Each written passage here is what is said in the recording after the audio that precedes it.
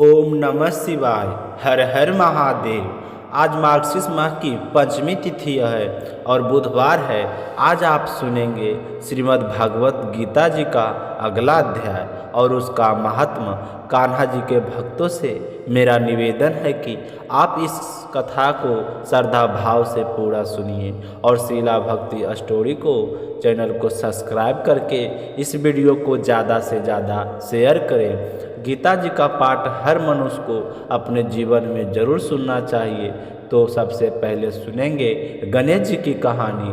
बोलिए गणेश गजानंद की जय हो। गणेश जी भगवान की दो पत्नियां थीं जिनके नाम रिद्धि और सिद्धि हैं। रिद्धि सिद्धि प्रजापति विश्वकर्मा की पुत्रियां थीं।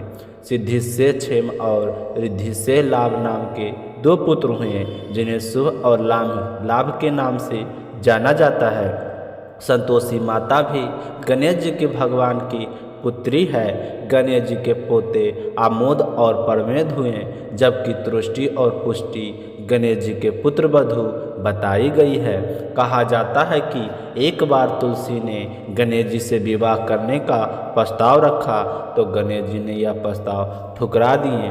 जैसे ही तुलसी नाराज हो गई और गणेश जी को श्राप दिया कि तुम्हारे दो विवाह होंगे, तो भगवान गणेश जी ने भी गुस्से में तुलसी जी को श्राप दिया कि तुम्हारा भी विवाह किसी असुर से होगा। तब तुलसी बिंदा के रूप में जन्म हो और उनका विवाह जलंधर से हुआ और गणेश जी का विवाह रिद्धि सिद्धि से हुआ। यह भी कहा जाता है कि पितामह ब्रह्मा जी ने रिद्धि और सिद्धि को शिक्षा प्राप्ति के लिए गणेश जी के पास भेजा था। गणेश जी के सामने जब भी कोई विवाह का प्रस्ताव आता था तो रिद्धि और सिद्धि दोनों गणेश जी को और उनके चूहे का ध्यान हटा देती, क्योंकि वह दोनों ही गणेश जी के साथ विवाह करना चाहती थी। गणेश जी सोचने लगी कि ऐसा क्या बात है कि शादी के लिए इतने प्रस्ताव आते हैं फिर भी मेरी शादी नहीं होती। सभी के विवाह हो गए हैं, मेरे विवाह का बिघा क्यों पड़ रहा है। तब गणेश जी को रिद्धि सिद्धि का हरकत का पता चला तो वे उन्हें श्राप देने ही वाले थे कि तभी वहाँ पर पितामह ब्रह्मा जी आ गए और उन्होंने गणेश जी को ऐसा करने से रोक दिया और कहा कि रिद्धि सिद्धि तुमसे विवाह करना चाहती है, तुम इनके प्रस्ताव को स्वीकार करो। तो गणेश जी पितामह ब्रह्मा जी के कहने पर मान गए और फिर गणेश जी का विवाह रिद्धि सिद्धि के साथ धूमधाम से हो गया। आज बुधवार है और गणेश जी भगवान को बुधवार का दिन अति प्रिय है। बुधवार के दिन की गई पूजा बहुत ही फलदायी होती है। इस दिन सुबह जल्दी उठकर स्नान करके पूर्व या उत्तर दिशा की ओर मुख करके आसन पर बैठकर गणेश जी को सिंदूर का तिलक लगाएं और 21 गांठें धुर्वा घास की अर्पित करें। फिर गणेश भगवान को स्मरण करते हुए ओम गण गणपते नमः मंत्र का 108 बार जाप करना चाहिए। बुधवार की प्रकृति चर और समय मानी गई है। जिनका दिमाग कमजोर हो उन्हें बुधवार के दिन उपवास रखना चाहिए, क्योंकि बुधवार का दिन बुद्धि प्राप्ति का दिन होता है। गणेश जी की भक्ति करने से शनि सहित सारे ग्रह दोष दूर हो जाते हैं। बुधवार के दिन गणेश जी की उपासना करने से व्यक्ति का सुख सौभाग्य बढ़ता है और उसके जीवन में आने वाली सभी प्रकार की रुकावटें दूर हो जाती है। धन प्राप्ति के लिए बुधवार के दिन श्री गणेश जी को घी और गुड़ का भोग लगाएं। बाद में यहाँ घी और गुड़ गाय को खिला देना चाहिए। ऐसा करने से धन संबंधी समस्या दूर हो जाती है। गणेश जी की सच्चे मन से और पूरे श्रद्धा भाव से पूजा करके कहना चाहिए कि भगवान गणेश आप सभी बुद्धि को देने वाले, बुद्धि को जगाने वाले और देवताओं के भी ईश्वर हैं। आप ही सत्य और नित्य बोध स्वरूप हैं। आपको मैं सदा नमन करता हूँ। आप मेरी रक्षा करें, मेरे जीवन में आने वाली समस्त बाधाओं को दूर करें। बोलिए गणेश भगवान की जय हो। अब सुनते हैं अगली कहानी। जब भगवान श्री कृष्ण अपने गुरु ऋषि दुर्वासा के लिए अपनी पत्नी रुक्मणी सहित रथ को घोड़ा बने। एक समय की बात है, ऋषि दुर्वासा अपने शिष्यों के साथ द्वारका नगरी के पास से गुजर रहे थे। तो रास्ते में उन्हें श्री कृष्ण की याद आई और उनसे मिलने की इच्छा हुई।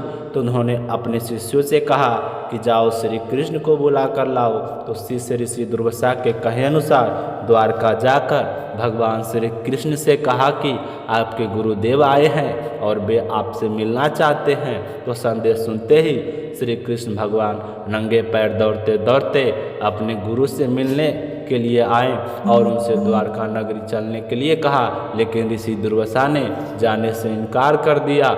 लेकिन श्री कृष्ण बार बार उनसे द्वारका चलने के लिए आग्रह करने लगे। तो ऋषि दुर्वासा मान गए, लेकिन कहने लगे कि मैं द्वारका तो चला जाऊंगा, मेरी एक शर्त है कि आपकी कोई भी शर्त हो मैं मानने के लिए तैयार हूँ, बताओ मुझे क्या करना होगा।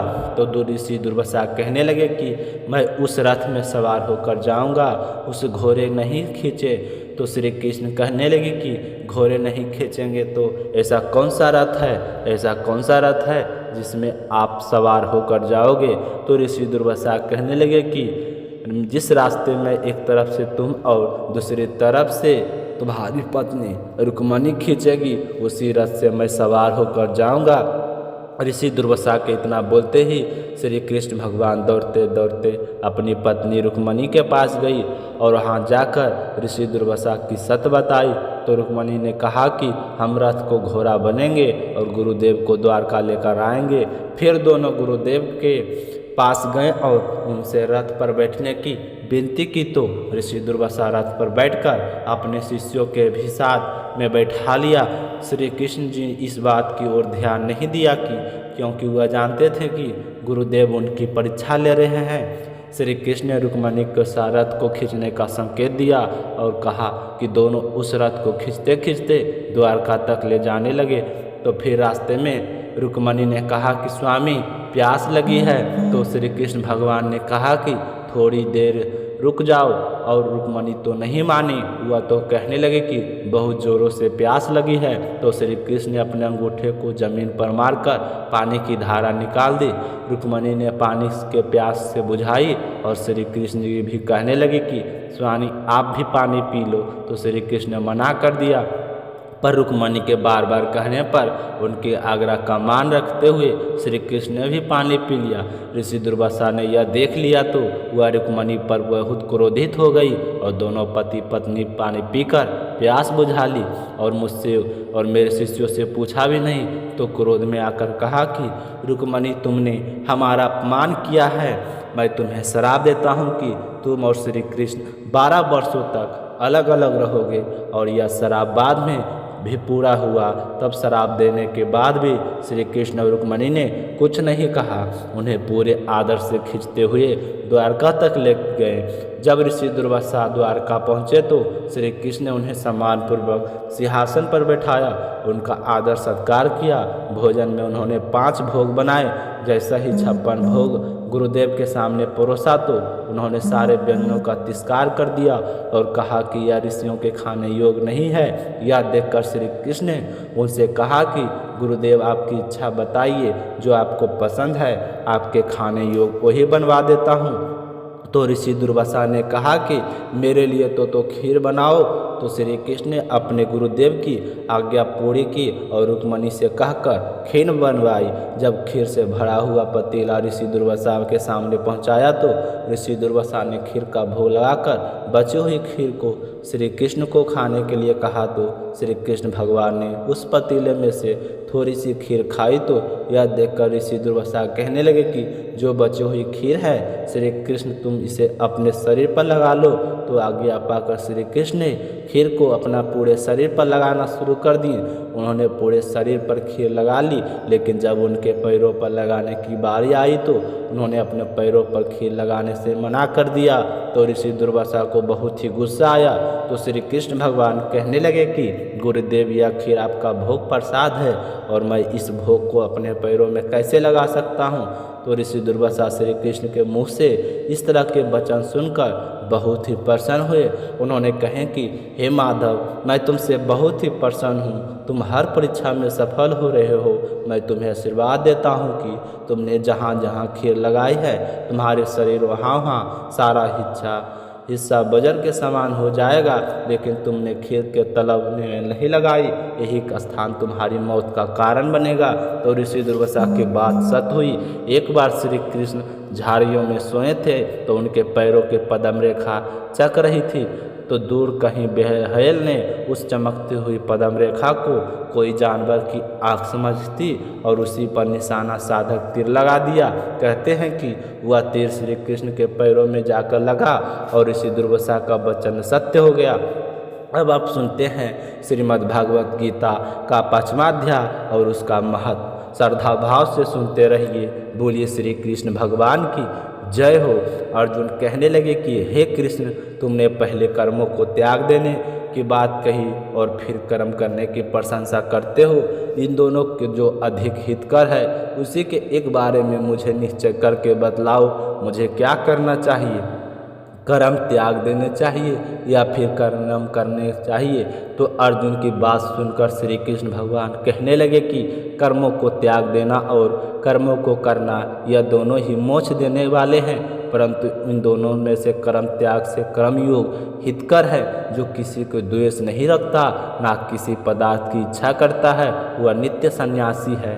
ऐसा पुरुष संसार बंधनों से छूट जाता है। संख्याएं और योग को मूर्ख लोग ही अलग अलग कहते हैं, पंडित नहीं कहते हैं। जो इन दोनों में से एक अच्छी तरह स्थिर हो जाता है उसको दोनों का फल प्राप्त हो जाता है। ज्ञान योगियों जो स्थान मिलता है वही कर्म योगियों को प्राप्त होता है।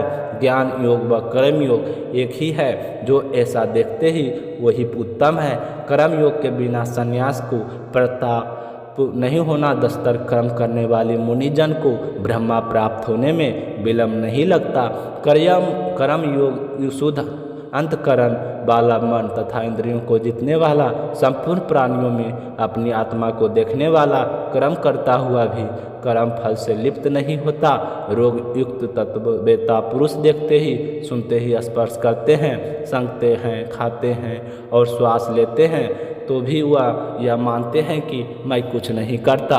वे बोलते हैं कि त्याग व ग्रहण करते हैं, परंतु यही मानते हैं कि मैं कुछ भी नहीं करता। यह बुद्धि धारण करते हैं कि इंद्रियां भी अपने अपने विषयों में व्रत है। जो प्राणी ब्रह्मा में अर्पण संग को त्याग कर कर्म करता है वह पाप से लिप्त नहीं होता। योगी जन शरीर में मन में बुद्धि से तथा इंद्रियों के आसक्ति से रहित होकर आत्मशुद्धि के नियमित कर्म करते हैं। योग युक्त पर पुरुष कर्म फल त्याग कर मोक्ष रूप शांति का लोभ करता है, और जो लोग रोग रहित वह कर्म की इच्छा के बंधन में पड़ जाता है। सब कर्मों को मन में त्याग कर प्राणी इस बंधनवार की देह रूपी में कुछ ना कुछ करता है और कराता हुआ आनंद से रहा है। परमेश्वर किसी कर्म में प्रतिव्रत नहीं करता, कर्म और फल को उत्पन्न नहीं करता। वे सब प्रवृत्ति द्वारा ही होते हैं। परमेश्वर किसी के पुण्य तथा पाप को नहीं लेता। ज्ञान जो अज्ञान से आच्छादित मोह को प्राप्त हो जाते हैं, परंतु आत्मज्ञान के द्वारा जिनका ज्ञान नष्ट हो गया है उनका वह आत्मज्ञान परमेश्वर के रूप को ऐसा भाषित करता रहता है। जिस प्रकार सूर्य संपूर्ण संसार को प्रकाशित करता है, उसी परमात्मा में जिसकी बुद्धि स्थिर है उसी के मन में लगाते हुए उसी में निष्ठा रखते हैं, और जो सदा उसी के ध्यान में लगे हैं, ज्ञान द्वारा जिसके सारे पाप नष्ट हो गए हैं, वे इस संसार में दोबारा जन्म नहीं लेते। विद्या और विनय से संपन्न ब्राह्मणों में, गाय और कुत्ता में और चंडाल में पंडित जिनकी दृष्टि समान रहती है, जिनके मन में इस तरह की समानता उत्पन्न हो गई है, उन्हें इस लोक में जन्म मरण रूप संसार को जीत लिया है। क्योंकि ब्रह्मा निर्दोष और सर्वस्व समान है, इसलिए वे ब्रह्मा को प्राप्त हो जाते हैं। जो प्रिय पदार्थ को पाकर प्रसन्न और अप्रिय पाकर घृण नहीं होती, ऐसे स्थिर बुद्धि वाले मोह रहित ब्रह्म देवता को ब्रह्म स्थिर जानो। बाहरी पदार्थों में जो चित्त को असंत नहीं होने देता, वही आत्मा सुख का अनुभव करता है और ब्रह्मा में अंत कारण को मिलाकर अच्छे सुख प्राप्त करता है, यानी कि मोक्ष को प्राप्त होता है। इंद्रियों के स्पर्श से जो भोग होते हैं वे वस्तु सुखदायी होते हैं, उनका आदि भी और अंत में भी। हे कुंती पुत्र, ज्ञानी लोग ऐसे भोग में रात नहीं होते शरीर छूटने से पहले जो मनुष्य काम और क्रोध के वेग को सहन करने में असमर्थ होता है वही योगी और सच्चा सुखी है। जो योगी आत्म सुख से सुखी अंत आत्मा के आनंद से अनादित अंतर ज्योति से प्रकाशित है वह ब्रह्म रूप में होकर मोक्ष को प्राप्त करता है। जिसके पाप नष्ट हो गए हैं, खुद बुद्धि दूर हो गई है, मन को जिन्होंने बस में कर लिया है वह जीव मात्र का जो हित कर चाहते हैं, ऐसे योगी को मोक्ष की प्राप्ति होती है। काम तथा क्रोध में वेग को जिसने मन में ही रोक लिया, ऐसे आत्मज्ञानी योगियों को मोक्ष बहुत ही जल्द प्राप्त होता है। वे पदार्थ सहयोग से अलग रहकर दोनों बोह के बीच में दृष्टि लगाकर नासिका के भीतर चलने वाले प्राण तथा अपान वायु को समा करके इंद्रियों मन और बुद्धि को बस में करके इच्छा भय क्रोध को त्याग कर मोक्ष की इच्छा करने वाले योगी जीवन युक्त है, जो मुझको यज्ञ और तपों को भोगता हुआ संपूर्ण लोकों का स्वामी है और सब प्राणियों को मित्र जानते हैं, उन्हीं को शांति प्राप्त होती है। 5वां अध्याय समाप्त हुआ। अब सुनते हैं 5वां अध्याय का महात्म्य। श्री भगवान जी कहने लगे कि हे लक्ष्मी, आज तुम्हें गीता जी के 5वें अध्याय का महत्म्य सुनाता हूँ, ध्यान पूर्वक सुनना। एक समय की बात है, एक पिंगल नाम का ब्राह्मण अपने धर्म में भ्रष्ट हो गया। वह कुसंगति में पड़ गया, मांस मछली खाता, मंदिरा पान करता, जुआ खेलता। उनकी इन आदतों से परेशान होकर ब्राह्मण कुटुंब ने उनके परिवार से निकाल दिया तो वह किसी और नगर में चला गया। देवयोग से यह पिंगल ब्राह्मण एक राजा के यहाँ नौकर लग गया। राजा के पास और लोगों की चुगलियाँ करता। जब बहुत दिन बीत गए तो राजा को चुगली के कारण वह बहुत ही अच्छा लगता, तो वह समय के साथ धनवान हो गया और उनसे अपना विवाह कर लिया। परंतु उसकी व्यभिचारिणी थी। वह रोजाना अपनी पत्नी को मारता। उसकी मार खाकर उसकी पत्नी बीमार पड़ गई। वह बहुत ही दुखी रहने लगे। एक दिन क्रोध में आकर उसने अपने पति को विष दे दिया और जिससे वह पिंगल ब्राह्मण मृत्यु को प्राप्त हो गया। उस ब्राह्मण ने अपना दूसरा जन्म गिद्ध कर पाया। कुछ काल के बाद उसकी पत्नी भी मर गई। उसने पूर्व जन्म के तोती का जन्म पाया। तोती होने के कारण एक तोते की पत्नी हुई। एक दिन उस तोते ने तोते से कहा कि तूने तोते को जन्म क्यों पाया? तो तोता ने कहने लगा कि हे तोती, मैं तुम्हें अपने पिछले जन्म की बात कहता हूँ। मैं पिछले जन्म में एक ब्राह्मण था, अपने गुरु की आज्ञा नहीं मानता था। मेरा गुरु बड़ा ही विद्वान था, उसके पास और विद्यार्थी रहते थे। जब गुरुजी किसी भी दूसरे विद्यार्थी को पढ़ाते तो मैं उसकी बात को बीच बीच में बोल पड़ता। कई बार हट के उन्होंने मुझे समझाने की कोशिश की, पर मैं नहीं माना। तो एक दिन मेरे गुरुजी को गुस्सा आ गया और उन्होंने मुझे श्राप दिया। कहा कि तू तोते का जन्म पाएगा। तो इसी कारण से मैंने तोते का जन्म पाया हूँ। अब तू मुझे बता कि तू किस कारण तोते का जन्म में रूप में पैदा हुई? तो वह कहने लगे कि मैं पिछले जन्म में ब्राह्मणी थी। जब मेरा विवाह हुआ तो मैं ससुराल आ गई और अपने पति की आज्ञा नहीं मानती थी। तो गुस्से में आकर मेरा पति मुझे मारता था, तो मैंने तंग आकर एक दिन उसे जहर दे दिया और वह मर गया। कुछ समय मेरी भी मृत्यु हो गई और बड़े बड़े नरक में डूब गई। नरक में तरह तरह की यातना दी गई। सारी यातना को मैं भुगत कर अब मेरा जन्म तोती के रूप में हुआ। तो तोते ने कहा कि तू तो बूढ़ी है जिसने अपने पति को जहर दिया। तो तोती ने कहा कि नर को दुख में भी तो मैंने भोगे हैं। अब तो मैं तुम्हें विष नहीं दूंगी, क्योंकि तुम्हें तो मैं अपना पति मानती हूँ। तो एक दिन वह तोती वन में बैठी थी, तो वह तोती गिद्ध आया जो पिछले जन्म में उसका पति था। तो तोती को उस गिद्ध ने पहचान लिया और गिद्ध तोती को मारने के लिए चला गया। आगे तोती के पीछे पीछे गिद्ध तोती एक शमशान भूमि में थक कर गिर पड़ी। वहाँ पर गिरी जहाँ पर एक साधु का अंतिम संस्कार हुआ था। साधु की झोपड़ी वर्षा में जल रही थी, तो वह उसमें गिर गई। इतने में वहाँ पर गिद्ध आ गया और तोती को मारने लगा। तो उस झोपड़ी की जल से उन दोनों की देह धुल गई और दोनों आपस में लड़ते लड़ते मर गए। दोनों अदम देह से छूटकर देवदेही को प्राप्त वैकुंठ से विमान आए और उस पर बैठकर दोनों वैकुंठ चले गए। वह खोपड़ी एक साधु की थी जो गीता जी के 5वें अध्याय का पाठ करता था। गीता जी का पाठ करने के कारण वह परम पवित्र था, तो उसी के जल से दोनों पवित्र हो गए। इसी प्रकार जो प्राणी गंगा जी में स्नान करके गीता जी के 5वें अध्याय का पाठ करते हैं वह वैकुंठ लोक जाते हैं। तो यह थी श्रीमद् भागवत गीता का 5वां अध्याय और उसका महत्व। अब एक कहानी सुनते हैं एक छोटी सी गौड़िया की जिसे भगवान श्री कृष्ण पर अटूट विश्वास था। इस कहानी को सुनकर पता चलता है कि उसे कोई मार नहीं सकता, जिसे बचाने वाला स्वयं भगवान हो। एक समय की बात है जब कुरुक्षेत्र में युद्ध की तैयारी हो रही थी, तो कुरुक्षेत्र में युद्ध क्षेत्र के विशाल सेनाओं ने आवागमन की सुविधा के लिए तैयार किया जा रहा था। वहाँ से पैरों को हटाने और ज़मीन को साफ करने के लिए हाथियों का इस्तेमाल किया गया था। तो एक पैर के ऊपर एक गौड़ियाँ अपने 4 बच्चों के साथ रहती थी।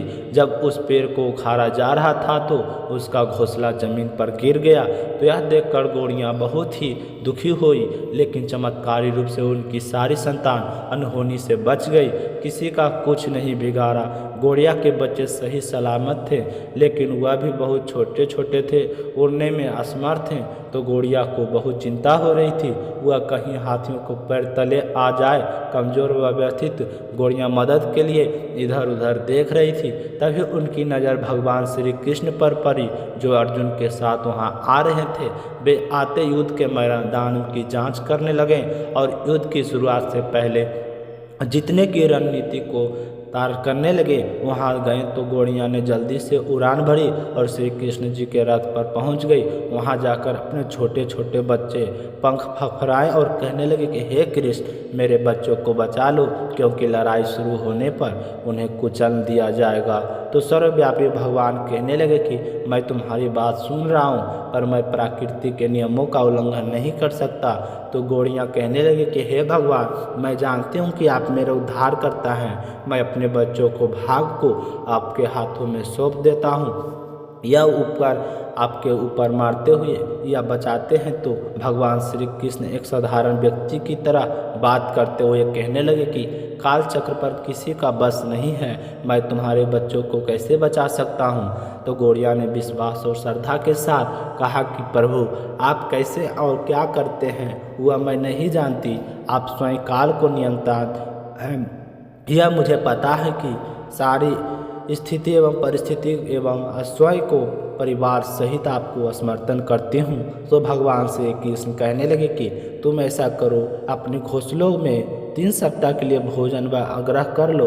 अर्जुन को इस बातचीत के बारे में बिल्कुल भी नहीं पता था। वे गौड़िया को दूर भगाने के लिए कोशिश कर रहे थे। तो गौड़िया ने श्री कृष्ण की बात सुनी और कुछ ही मिनट में वे चली गई और भोजन का संग्रह करने लगी। 2 दिन बाद शंख के उद्देश्य से युद्ध शुरू होने की घोषणा की गई। श्री कृष्ण ने अर्जुन से कहा कि अपने धनुष और बाण मुझे दे दो। तो यह सुनकर अर्जुन एकदम से चौंक गए, क्योंकि श्री कृष्ण ने युद्ध के दौरान कोई भी हथियार नहीं उठाने की शपथ ली थी। इसके अतिरिक्त अर्जुन का मानना था कि मैं भी सबसे अच्छा धनुधर हूँ। तो अर्जुन अविश्वास के साथ कहने लगे कि प्रभु, आप मुझे आज्ञा दे, मेरे तीरों के लिए कुछ भी अभेद नहीं है। तो मैं चुपचाप श्री कृष्ण ने अर्जुन से धनुष लेकर एक तीर चढ़ाया और हाथी को अपना निशाना बनाया। जैसे ही तीर चलाया तो हाथी को मारने के बजाय तीर हाथी के गले में घंटी में ले जाकर टकराया और एक छोटी सी चिंगारी उड़ गई। अर्जुन यह देखकर अपनी हंसी नहीं रोक पाए और श्री कृष्ण एक आसन पर निशाना चूक गए और हंसते हुए कहने लगे कि श्री कृष्ण, क्या मैं प्रयास करूं? तो श्री कृष्ण ने अर्जुन की बात को नज़रअंदाज करते हुए धनुष वापस दे दिया और कहा कि कोई लापरवाही की आवश्यकता नहीं है। तो अर्जुन कहने लगा कि हे केशव, आपने हाथी को तीर क्यों मारा? तो अर्जुन की बात सुनकर श्री कृष्ण कहने लगे कि हाथी ने उस गौड़िया को उस घोंसले को जो कि एक पेड़ पर था उसे गिरा दिया था। तो अर्जुन कहने लगा कि कौन सी गौड़ियाँ? अगर इस हाथी ने गौड़िया को घोंसला तोड़ा तो आपने इसके बदले क्या किया? तो इसे तो कोई सज़ा नहीं थी। यह तो अभी भी जीवित है, स्वस्थ है, इसकी तो घंटी टूटकर गिरी है। तो अर्जुन के सवालों को खारिज करते हुए श्री कृष्ण ने शंख फूंकने का आदेश दिया और युद्ध शुरू हो गया। अगले 18 दिन न जाने कितनी जानें चली गई। अंत में पांडवों की जीत हुई। फिर श्री कृष्ण अर्जुन को अपने साथ सिंदूर क्षेत्र में भ्रमण करने के लिए ले गए और कई सब अभी तक वहाँ थे जिनके अंतिम संस्कार का इंतजाम किया जा रहा था। जंग का मैदान गंभीर अंगों, सिर बजान, सीढ़ियों और हाथियों से अटा पड़ा था। तभी भगवान श्री कृष्ण ने एक जगह रुक गए और एक घंटी पड़ी थी जो कि हाथी पर बंधी जाती थी। उसे देखकर विचार करने लगे और फिर अर्जुन से कहा कि अर्जुन, इस घंटी को उठाओ और एक तरफ रख दो।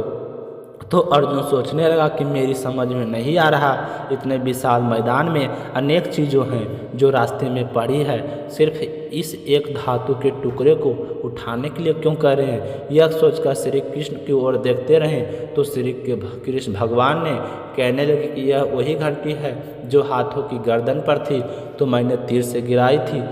तो अर्जुन ने फिर कोई सवाल नहीं किया और उस घंटी को उठाया। उसके झुका जैसे ही उसने घंटी को उठाया तो उसकी हमेशा के लिए जैसे दुनिया बदल गई। 1 2 3 4 और 5 की तरह 4 युवा पंछी, उसके बाद पंचमी गोड़ियाँ उस घंटी के नीचे से बाहर निकली और बाहर निकलकर माँ और छोटे पक्षी श्री कृष्ण भगवान को इर्द गिर्द मंडराने लगे। बड़े आनंद से उनकी परिक्रमा करने लगे। और 18 दिन पहले घंटी गई, एक घंटी ने पूरे परिवार की रक्षा की थी। तो यह देखकर अर्जुन ने कहा कि हे भगवान, आप मुझे क्षमा करें, आपको मानव शरीर में देखकर मुझे समझ नहीं आया कि आप भगवान जिस तरह से गौरैया को उसके बच्चा को रक्षा की, उसी तरह हमारे बच्चों को भी रक्षा करना। बोलिए कृष्ण कन्हैया की जय हो। अब सुनेंगे लपसी और तपसी की कहानी। बोलिए लपसी तपसी की जय हो। प्राचीन समय की बात है, एक गांव में लपसी और तपसी के 2 भाई रहा करते थे। तपसी भगवान की सेवा में लीन रहता था, लेकिन लपसी हमेशा सावा सिर की लपसी बनाता था और भगवान को भोग लगाकर फिर स्वयं भोजन कर लेता था। दोनों भाइयों का यही नियम था। तो एक दिन दोनों भाइयों में बहस छिड़ गई कि कौन बड़ा है। तो लपसी कहने लगा कि मैं बड़ा हूँ, क्योंकि मैं तो लपसी बनाकर भगवान को भोग लगाता हूँ, मैं कभी भी भगवान को भूखा नहीं रहने देता हूँ। तो तपसी कहने लगा कि मैं बड़ा हूँ, क्योंकि मैं सारा दिन भगवान का तपस्या करता हूँ। तो इस तरह करते करते दोनों भाइयों में जोर जोर से लड़ाई होने लगे। तभी वहाँ से नारद जी गुजर रहे थे। तो उन दोनों को लड़ते हुए देखकर तो उनके पास आए और लड़ने का कारण पूछने लगे। तो तपसी ने कहा कि हे देव ऋषि, आप ही बताइए कि हम में से कौन बड़ा है। मैं कहता हूँ कि मैं बड़ा हूँ। लपसी इस बात को मानने के लिए तैयार नहीं है, ये कहता है कि मैं बड़ा हूँ। तो दोनों की बात सुनकर नारद मुनि कहने लगे कि इसका फैसला तो कल कर दूंगा, लेकिन कल आऊँगा और कल कर दूंगा। आपको बता दूंगा कि तुम दोनों में से कौन बड़ा है। अगले सुबह तपसी रोजाना की तरह नहा धोकर पूजा करने के लिए जा रहा था तो रास्ते में उसे 1.25 करोड़ की एक अंगूठी मिली जो नारद जी ने उनके सामने फेंकी थी। तो तपसी ने जल्दी से उठाकर इधर उधर देखा और उठा लिया और तपसी तपस्या करने लगा। अपने पैर के नीचे दबाकर बैठ गया और लपसी रोजाना की तरह स्नान करके आया और 1.25 सर की लपसी बनाई और पहले भगवान को भोग लगाया और फिर स्वयं लपसी जी ने मैंने बैठ गया। तभी वहाँ से नारद जी आए और कहने लगे कि लपसी बड़ा है। तो तपसी कहने लगा कि इसका कारण क्या हो सकता है, या कैसे बड़ा है और कभी पूजा पाठ तो नहीं करता। तो नारद जी कहने लगे कि इसके मन में लालच नहीं है, जो भी करता है बड़े ही श्रद्धा भाव से करता है। इसका नियम है कि रोजाना भगवान को भोग लगाना, इसका नियम कोई भी भंग नहीं कर सकता, लेकिन तुम्हारा नियम भंग हो चुका है। तब से कहने लगा कि कैसे मैं नियम से रोजाना भगवान की पूजा करता हूँ। तो नारद मुनि कहने लगे कि तुम खड़े होकर अपना पैर उठाओ। तो तपसी ने जैसे ही खड़ा हुआ तो उसके पैर के नीचे 1.25 करोड़ की अंगूठी पड़ी थी। तो नारद जी कहने लगे कि तूने इसे चुराया है, जिससे तेरी तपस्या भंग हो गई। तपसी हाथ जोड़कर नारद जी के सामने खड़ा हो गया और कहने लगा कि मुझसे गलती हो गई है, आज के बाद मैं ऐसी गलती कभी नहीं करूँगा। मैंने बहुत ही सच्चे मन से पूजा की है आप ही मुझे बताइए कि मुझे मेरी पूजा का फल कैसे मिल सकता है। मैं आपसे वादा करता हूँ कि आज के बाद मैं कभी भी चोरी नहीं करूँगा। तो उस तरह से दीन वचन सुनकर नारद जी ने उस पर दया आ गई और नारद जी कहने लगे कि तेरी तपस्या का फल कार्तिक स्नान करने वाला ही दे सकता है। तो तपसी पूछने लगा कि वह कैसे। तो नारद जी ने बताया कि कार्तिक मास में कार्तिक स्नान करके जो भी सारी कहानी सुनकर तुम्हारी कहानी नहीं सुनेगा तो उसका कार्तिक का पुण्य फल उससे छूटकर तुम्हें मिलेगा। अगर कोई दिया से दिया जलाएगा तो उसका पुण्य फल तुझे मिलेगा।